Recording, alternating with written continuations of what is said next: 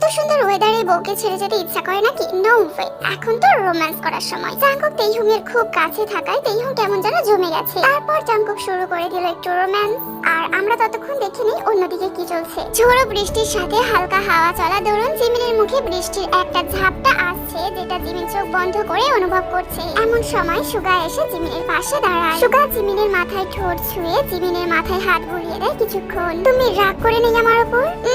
প্রথমে একটু রাগ হয়েছিল ঠিকই, কিন্তু এখন আর রাগ নেই। কেন? আমি তো রাগ ভাঙাইনি, তাহলে কিভাবে বলছো রাগ নেই? তুমি যে ইউনহুর সাথে প্রোগ্রামটা করেছিলে সেটা আমাকে জানাওনি, সেই জন্যই আমি রেগে গিয়েছিলাম। কিন্তু পরে মাথা ঠান্ডা হতে মনে পড়লো আমার জিমিনা তো কাউকে নিজের পার্সোনাল কথা বলতে রাজি নয়, তাই রাগটা হুশ করে উড়ে গেল। তোমার মতো তেও আমাকে বুঝবে তো সুগা। আমি ওকে হারাতে চাই না। আমি যখন ভীষণ একা হয়েছিলাম তখন ও আমার জীবনে এসেছিল, শুধুমাত্র বন্ধু হিসাবে নয়, বোন হিসাবে। বুঝবে, অবশ্যই বুঝবে। ভাবিমণি এতটাও অবুঝ নয়। ভাবিমণি তোমাকে ভালোবাসে দেখেই কষ্টটা পেয়েছে। সত্যি জেনে গেলে সবটা দেখবে ঠিক হয়ে যাবে। এবার ঘরে যাও, না হলে ঠান্ডা লেগে যাবে। যাবো, দাভাই তো আমাদের ঘরে আছে। দেখে আমরা দাভাইয়ের ব্যাপারে সবকিছু বলে দিয়েছে হয়তো এতক্ষণে। তোমাদের রিলেশনের ব্যাপারটা তেইহুকে বলতে গেছে? বললো এখন না জানলে যদি অন্য কারো কাছ থেকে পরে জানে তাহলে অনেক কষ্ট পাবে। ঠিকই বলেছে। এতটা যখন জানতে পেরেছে পুরো বিষয়টাই তাহলে জেনে যাক। ওই তো জাংকুক আসছে, যাও ঘরে যাও। যা ঘরে যা, আজকে তোর কপালে আছে। বাচ্চা মেয়েটাকে ভয় দেখাস না ভাই, এমনিতেই ভয় পেয়ে আছে অনেক। জিমিন গাল ফুলিয়ে জাংকুকের দিকে তাকিয়ে আছে। তোকে এখন পুরো আমার ছোটবেলার সোনা বোনটার মতো লাগছে। ঠিক যখন তুই বায়না করতিস খেলার জন্য আর আমি না করে দিতাম, তাই না সুগা? একদম ঠিক। শুধু কি এই বিষয়ে কোনো কিছুতে মহারানীকে না করলেই এইরকম রিয়াকশন দিত। দূর থাকবোই না আমি এখানে, যাচ্ছি আমি। জিমিন চলে গেলেও সুগা আর জাংকুক হাসাহাসি করতে থাকে। জিমিন ঘরে ঢুকতেই দেখলো তেইহুং একটা বই নিয়ে বেডে বসে আছে। জিমিন দরজাটা বন্ধ করে তেইহুং এর পাশে গিয়ে বসে। বলছিস শোন না। বল। রাগ করে আছিস আমার উপর? না, তুই কি এমন করেছিস যে আমি তোর উপর রাগ করে থাকবো? আমি মানছি আমি ভুল করেছি, কিন্তু আমি এমনটা ইচ্ছা করে করিনি তে। সুগাও জানতো না এই বিষয়ে। আচ্ছা মেনে নিলাম তুই নিজের সম্পর্কে জানাতে ভালোবাসিস না, তাই বলে তোর আর জাংকুকের সম্পর্কে কেন কিছু জানালি না আমাকে? আমি যদি তোদের সম্পর্কে জানতাম কি খুব ক্ষতি হয়ে যেত? তোর সাথে জাংকুকদা যেটা করেছিল সেটা জানার পরে কোন মুখে আমি তোকে বলতাম যে আমি সম্পর্কে তোর ননদ হই? আমি যদি এটা তোকে জানিয়ে দিতাম তাহলে তুই কখনো আমার সামনে জাংকুকদার প্রতি নিজের অনুভূতি প্রকাশ করতিস না, আর তোদের সম্পর্ক ঠিক করার ক্ষেত্রে কোনো প্রকার আমি হেল্প করতে পারতাম না। আচ্ছা ওইসব ছাড়, তুই কম্পিটিশনে নাম দিসনি কেন? বাবা মা আসবে দেখে সেই জন্য? কিন্তু তোর মা বাবাকে কিন্তু আমি ডাকিনি সেদিন। জাংকুকদা অনেক আগে থেকেই বলে রেখেছিল ওনাদেরকে। কি? কই, উনি তো আমাকে বললো না সেটা। আরে নিজের ঢেড়া কেউ নিজে পেটাই নাকি? তাই জাংকুকদাও দা ভাই বলে ডাকবি এবার থেকে আমার সামনে।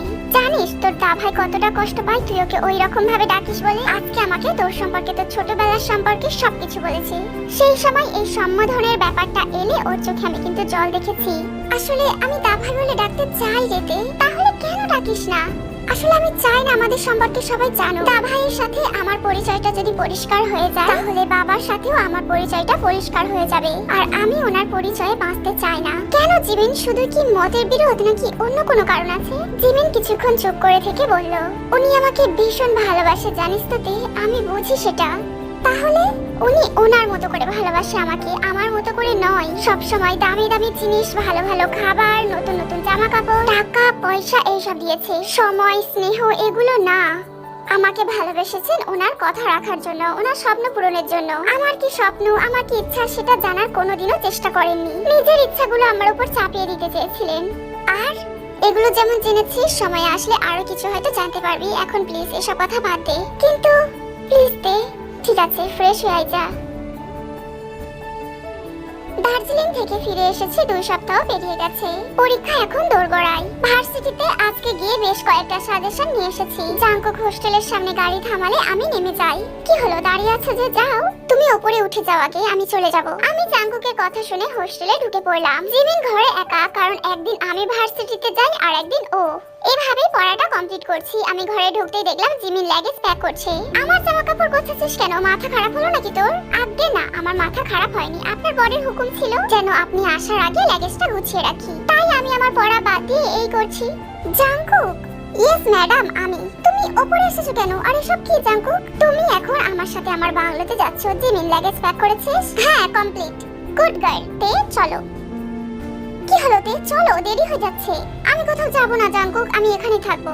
আমি যখন যেতে বলেছি তখন তুমি যাবে। কেন এমন করছো? আমি তোমার সাথে একসাথে থাকলে লোকে কি ভাববে? কে কি ভাবলো না ভাবলো আমার তাতে কোনো যায় আসে না। আমি জানি তুমি আমার ওয়াইফ আর তোমার উপর আমার সব রকম অধিকার আছে। সো তুমি এখন আমার সাথে যাচ্ছো এন্ড ইটস মাই অর্ডার। আমি জিমিনের দিকে একবার তাকাতে জিমিন সম্মতি দিল আমাকে যাওয়ার জন্য। তারপর আমি মাথা নিচু করে জাঙ্কুকের সঙ্গে বেরিয়ে আসি। বাংলাতে আসার পর শাশুড়ি মায়ের সাথে কিছুক্ষণ কথা বলে নিজের ঘরে এসে শুয়ে পড়লাম। এমন সময় জাঙ্কুক আমার রুমে এসে আমাকে কোলে তুলে নিল। কি করছোটা কি জাঙ্কুক, কোথায় যাচ্ছো? আমার কোনো প্রশ্নের উত্তর না দিয়ে সোজা আমাকে নিজের ঘরে নিয়ে এসে বসিয়ে দিল আর দরজাটা লক করে দিল। কি হচ্ছেটা কি জাঙ্কুক? তখন থেকে নিজের যা ইচ্ছা হচ্ছে তাই করে যাচ্ছ। একটা বার আমি কি চাইছি সেটা জানার প্রয়োজন মনে করছো না? নিজের ইচ্ছাটা আমার উপর চাপাচ্ছ কেন? ও তো তুমি চাও না আমার সাথে থাকতে? না, চাই না। প্রথম থেকে যখন এটা হয়নি তখন আমি হঠাৎ করে সব চাই না জাঙ্কুক। তার মানে তুমি এখনো আমাকে মন থেকে মেনে নিতে পারোনি, তাই তো? আবার এমনটা নয় জাঙ্কুক, দেখো কেউ জানে না আমি আর তুমি হাজবেন্ড ওয়াইফ। এখন কেউ যদি টের পায় আমি আর তুমি একই বাড়িতে আছি সেটা খারাপ দেখাবে। লোকে কি বললো না বললো সেটা নিয়ে আমি ভাবি নাতে। আমার কাছে তোমার সেফ থাকাটা ইম্পর্টেন্ট। আয়ু অনেকদিন যাবত আমাদেরকে একসাথে দেখছে, তাও চুপ করে আছে। হতেই পারে এই এক্সামের টাইমে তোমার কোনো ক্ষতি করতে চাইলো তখন। নো ওয়ে, তোমাকে নিয়ে আমি একদম কোনো রিস্ক নিতে চাই না। আমিও জাঙ্কুকের কথাটা ভেবে দেখলাম, কিন্তু তবু এভাবে একসাথে থাকাটা কি ঠিক হচ্ছে? চিন্তা করো না, এক ঘরে আছি দেখে তোমার কাছে আসার চেষ্টা করব না। আমি রাতে স্টাডি করব, বাট এটা ভেবো না যে তুমি ঘুমিয়ে থাকলে তার সুযোগ নিব। জাঙ্কুক কি বলছো সব তুমি? মাথা খারাপ হয়ে গেছে তোমার? এসব চিন্তা আমার মাথায় কখনোই আসতে পারে না। আমার কথার কোনো উত্তর না দিয়ে জাঙ্কুক গিয়ে স্টাডি টেবিলে বসে পড়লো। আমি মাথা গরম না করে ওর কাছে গিয়ে পেছন থেকে ওর গলা জড়িয়ে ধরে বললাম, থাকতে চাই না বলেছি বলে এত অভিমান হয়েছে? আচ্ছা বাবা, ভুল হয়ে গেছে। শুধু তুমি না, আমিও রাতে স্টাডি করব। হেল্প করবে তো আমাকে? জাঙ্কুক হালকা হেসে আমার হাত ধরে ঘুরিয়ে নিয়ে আমাকে কোলে বসিয়ে নিল। তোমাকে ছাড়া আর এক মুহূর্ত থাকতে রাজি না আমি। I love you. I love you too. সন্ধ্যা থেকে আমি জাঙ্কুকের সঙ্গেই পড়ছিলাম, কিন্তু পড়তে পড়তে কখন যে ঘুমিয়ে গেছি বুঝতেই পারিনি। আর জাঙ্কুকি হয়তো আমাকে বেডে এসে শুয়ে দিয়েছিল। রাত 3টা বাজে, তখন ঘুমটা ভেঙে গেল। দেখলাম জাঙ্কুক এখনো স্টাডি করছে। উঠে পড়লে কেন? শুয়ে পড়ো, অনেক রাত হয়ে গেছে। হ্যাঁ, কিন্তু তুমি শোবে না? অনেকটা তো রাত হয়ে গেছে, এবার শুয়ে পড়ো। একদমই না, এখন শুয়ে পড়লে টপার পজিশন তো দূর, টাই নাম্বার পেয়ে পাস করতে হবে হয়তো। আর এটা যদি আব্বু জানতে পারে তাহলে ঠেঙিয়ে আমাকে বাড়ি থেকে বার করে দিবে। তখন নিজে খাবো কি আর তোমাকে খাওয়াবো কি? আজ তোমার জন্যই আমার এই অবস্থা। এই একদম আমাকে ব্লেম করবে না। তোমাকে কি আমি পড়তে মানা করেছিলাম নাকি? তুমি যদি তখন একটু আমাকে পাত্তা দিতে তাহলে আমি পড়াশোনাটাও করতে পারতাম। ওহো, এখন তাহলে সব দোষটা আমার কি? আগে এখনো দেখো তুমি আমাকে পড়তেই দিচ্ছ না। ঠিক আছে, আমি চলে যাচ্ছি আমার রুমে। তাহলে তো তোমাকে আর ডিস্টার্ব করার মতো কেউ থাকবে না। এক পা বেড থেকে মাটিতে পড়লে ঘরে বসে এক্সাম দিতে হবে, সেটা চাইলে তুমি যেতে পারো, আমার কোনো প্রবলেম নেই। মাথার মধ্যে যেটা ঘুরঘুর করছে সেটা বলতে পারো আমাকে। এতক্ষণ যখন বকবক শুনতে পারলাম, এখনো পারবো? কি বাজে ছেলে রে বাবা, কথায় কথায় কিভাবে টোন কাটছে দেখো। বলছিলাম যে জিমিনকেও নিয়ে আসলে হতো না? সিহানদার কুদৃষ্টি যে কেটে গেছে তা তো না? ওকে আসতে বলিনি মনে করেছো? অনেকবার বলেছি কিন্তু কোনো কথাই কানে তুললো না। ওর জেদ, ও কিছুতেই আসবে না এই বাড়িতে। কিন্তু কেন? এই বাড়িতে তো ও আমার সাথে এসেছে আগে। চাচু এই বাড়িতেই এখন আছে। আই নো তুমি সফট। আসলে চাচু নেই, চাচুর জিনিসপত্র আছে। চাচু আজকে ফেরেনি বাড়িতে, কারণ আমি জানিয়েছিলাম জিমিনকে আর তোমাকে এখানে নিয়ে আসবো। 2 দিন আগেই চাচু দেশে ফিরেছে। আব্বুর সাথে নাকি সবটা মিটে নিয়েছে, তাই আব্বুই বলেছে এই বাড়িতে থাকতে। কিন্তু আমার সেটা মনে হয় না। তোমার সেটা মনে হয় না কেন? তুমি কি আরো কোনো কিছু আন্দাজ করছো? ব্যাপারটা অন্য, এটা আমি শিওর। কারণ চাচু ঠিক করার হলে আগেই তো করতে পারতো। এখনই হঠাৎ কেন? জিমিনাও হয়তো কিছু আন্দাজ করেছে, তাই এত বলার পরেও এলো না। তাহলে এখন কি করবে? আমার কেন জানি খুব চিন্তা হচ্ছে জাঙ্কুক। ওকে এভাবে একা রেখে আসতে মন চাইছিল না আমার। আগের ব্যাপারটা অন্য ছিল। আগের ব্যাপার কিছু অন্য ছিল নাতে। সেই ছোট থেকে শিহানের নজর জিমিনের উপর। ও কোনো কালেই সেফ ছিল না, এখন তো আরোই নেই। এখন মাথা ঠান্ডা রেখে কি করলে কি হবে সেটাই ভাবতে হবে আমাদের। কি আবার হবে? হসপিটালে একটা বেড বুক করে রাখতে হবে। কি? কেন? মানে কার জন্য? শিহানের জন্য। আবার কার জন্য? তুমি সুগাকে চেনো না তে? শিহান যেমন সুযোগ খুঁজছে জিমিনের ক্ষতি করার, ঠিক তেমন সুগাও একটা সুযোগ খুঁজছে ওকে হসপিটালে পাঠানোর। দেখোনি আমাকে মারতে এসেছিল, সেই সময় কতটা রিঅ্যাক্ট করেছিল। হ্যাঁ, কিন্তু সুগা ভাইয়া যদি শিহানের ক্ষতি করে তাহলে তো ওনারও ক্ষতি। পুলিশের ভয় আমরা করি না, আমরা দুনিয়ায় আছি সেই প্রথম থেকে আমরা পুলিশদের দেখে আসছি। ওদের আর কি হাতে নোট গুঁজে দিলেই তো ওরা চুপ করে যাবে। তার মানে তুমি এরকম করেছো তাই তো? হ্যাঁ, কাইয়ের কেসেই তো মানে আমি এগুলো একদম পছন্দ করি না। দেখো কি দরকার কাউকে এভাবে মারা? এসব না করলে তো আর পুলিশকে ঘুষ খাওয়াতে হয় না। তোমরাও যদি এসব করো তাহলে ওদের আর তোমাদের মধ্যে পার্থক্য কোথায়? আমার মনে হয় না জিমিনও এসব সাপোর্ট করবে বলে। এটাই তো ভয়। তাও ভালো তুমি অতটা রিঅ্যাক্ট করে না, কিন্তু জিমিন তো জিমিন কি ক্লিয়ার করে বলো। তোমাকে ডিটেইলসে তো সবকিছু বোঝাতে পারবো না, জাস্ট এটুকু বলবো জিমিন এই সমস্ত জিনিস একদম পছন্দ করে না। ও যদি এসব টের পায় সুগার সাথে তো কথা বলাই বন্ধ করে দেবে। তাই জন্যই তো সুগা চুপ করে আছে, না হলে কবে ওর খবর শেষ করে দিত। ওইসব পুলিশ নেতা মন্ত্রী কেউ কোনো ক্ষতি করতে পারবেই না। কাইয়ের এগেইনস্টে যেমন অনেক অভিযোগ আছে তেমন শিহানের এগেইনস্টেও আছে। পুলিশ তো ওত পেতে রয়েছে স্ট্রং প্রুফের জন্য, যাতে ওদের হাজতে পড়তে পারে। তাই বলে মারবে? স্ট্রং প্রুফ থাকলে একেবারে আইনের হাতে তুলে দাও। তোমরা কেন আইন হাতে নিতে যাবে?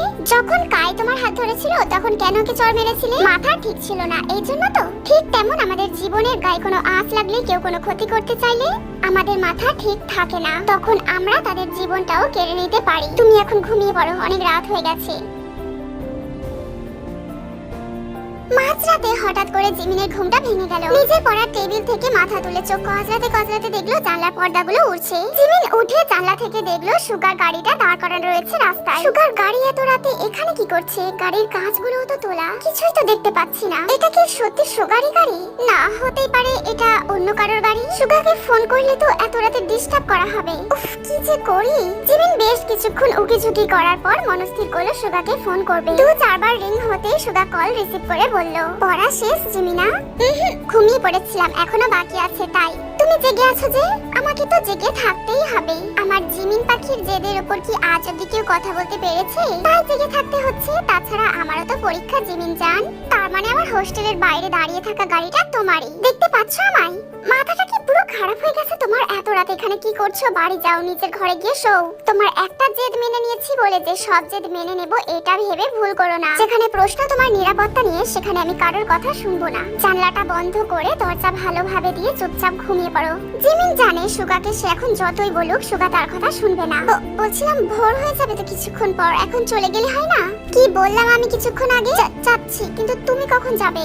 যখন আমার মনে হবে আর কোনো বিপদ নেই তখন আমি নিজে থেকেই চলে যাব। নাও গো। জিমিন সুগার কথা মতো অসহায় মুখ করে জানলাটা বন্ধ করে দরজা ভালো করে বন্ধ করে দিল। তারপর বেডে উঠে বই নিয়ে বসতেই জিমিনের ফোনটা বেজে উঠলো। দেখলো সুগা ভিডিও কল করেছে। হেসে কলটা রিসিভ করতেই ওপাশ থেকে সুগাকে দেখতে পেল। আচ্ছা, আমার জন্য না হয় তুমি আছো, বাট তোমার জন্য তো কেউ নেই সুগা। তুমি এত রাতে একা আছো, সেটা সুযোগ নিয়ে যদি তোমার কেউ ক্ষতি করে? বাবা, তুমি আমার এত চিন্তা করো। বাজে কথা একদম বলবে না। আমি কি জানতাম নাকি তুমি এমন কিছু করবে? জানলে জাঙ্কুকের সাথে যেতে বুঝি? কিচ্ছু হবে না আমার, চিন্তা করো না। ঘুমিয়ে পড়ো এখন, কারণ কালকে তোমার ভার্সিটি যেতে হবে। আমি দিয়ে আসবো আর আমি নিয়ে আসবো। কে? নিজের খেয়াল রাখবে। জিমিন ফোন রেখে চুপচাপ শুয়ে পড়লো। কিন্তু কেন যেন মনটা খুব কুড়াচ্ছে, মনে হচ্ছে কিছু একটা হতে চলেছে। সুগার এখানে থাকার পরিণামটা খুব সাংঘাতিক হবে না তো? সকালে জিমিনের ঘুম ভাঙতেই জিমিন লাফ দিয়ে উঠে বসলো। তাড়াতাড়ি করে উঠে জানলার কাছে গেল। ফোনটা নিয়ে দেখলো সকাল 7টা বেজে গেছে। সুগার গাড়িটা কোথাও দেখা যাচ্ছে না। কখন বাড়ি গেছে কে জানে। আচ্ছা, ও বাড়ি গেছে তো নাকি? ধর, কি যে আজে বাজে কথা ভাবছি। পুরো মাথাটাই গেছে আমার। যাই, ফ্রেশ হয়ে নিয়ে ওকে একটা মেসেজ করব। জিমিন এই বলে ওয়াশরুমে গিয়ে ফ্রেশ হয়ে আসে। ফোনটা হাতে নিয়ে মেসেজ করতে যাবে, তার আগে দেখলো সুগা মেসেজ করে রেখেছে, আমি 9টার সময় হোস্টেলের বাইরে চলে আসবো, রেডি হয়ে থাকবে। তুমি কখন বাড়ি গেছো? কিছুক্ষণ আগে, 30 মিনিটের মতো হয়েছে। জিমিন এবার সঙ্গে সঙ্গে সুগাকে ফোন করলো। কি গো, তুমি সারা রাত ওইভাবে গাড়ির মধ্যে বসেছিলে? এইগুলো তোমার পাগলামি, জানো তো? আমি তো হোস্টেলের মধ্যে ছিলাম, এমন কি ক্ষতি হতো আমার? আচ্ছা বাবা, শান্ত হও। জিমিনা শান্ত হও একটু। আমি একদম ঠিক আছি, ওকে? এতটা ভয় পাওয়ার কি আছে? আর আমার কে ক্ষতি করবে? আয়ুর বাবা কিচ্ছু করতে পারবে না, রিল্যাক্স। এতটাও ওভার কনফিডেন্স ভালো না সুগা, যা ইচ্ছা করো, আমি কিচ্ছু বলবো না। জিমিন ফোনটা রেখে দিল। জিমিনের মাথার মধ্যে এখন আগুন জ্বলছে। রাগের চোটে ফোনটা সাইলেন্ট করে দিয়ে বালিশ চাপা দিয়ে দিল জিমিন। সকাল 8টা বেজে 30 মিনিট হয়ে গেছে। জিমিন ধীরে সুস্থে রেডি হতে শুরু করে। এখন মাথাটা একটু ঠিক আছে, কারণ কিছুক্ষণ আগে তেইহুং আর জাঙ্কুককে ফোন করে বুঝিয়েছে। 9টা বাজার কিছুক্ষণ আগে জিমিন বেরিয়ে যায় হোস্টেল থেকে। সুগার গাড়ি এখানে, তার মানে ও চলে এসেছে। কই, আমাকে মেসেজ করলো না তো? জিমিন হঠাৎ করে একটা মেয়েলি গলার স্বর পায়। আওয়াজটা যেহেতু গলির দিক থেকে আসছে, তাই জিমিন গলির দিকে একটু এগিয়ে যায়। জিমিন যা দেখতে পেল তা দেখে পুরো ভাবলেশীন হয়ে পড়ে। সুগার বুকে অন্য একটা মেয়েকে দেখছে। মেয়েটি অন্য কেউ না, সে হলো যিশু। সুগাও সযত্নে যিশুকে জড়িয়ে ধরে আছে। আমি তোমার চোখে আর কোনোদিনও জল দেখতে চাই না, আমি আছি তো, আমি সব সময় তোমাকে আগলে রাখবো। জিমিন সেটা দেখে চোখ বন্ধ করে হাতের মুঠোটা শক্ত করে নেয়। তখনই যিশু তার নাম ধরে ডাকে আর জিমিন এক পা করে পেছোতে পেছোতে দৌড়ে চলে যায়। সুগাও তার পিছনে ছুটে যায়। জিমিন নিজের হোস্টেলের গেটের সামনে এসে দেয়ালে এক হাত ভর দিয়ে সামনে ফোপাতে থাকে। সেই সময় সুগা এসে জিমিনের পেছন থেকে হাত ধরে। এভাবে দৌড়ে এলে কেন তুমি? আমার কথাটা শুনবে নাকি? কথা তো দূর, তোমার মুখটাও দেখতে চাই না আমি। এভাবে আমাকে না ঠকালে তোমার চলতো না, তাই না? আগে আমার পুরো কথাটা তো শোনো।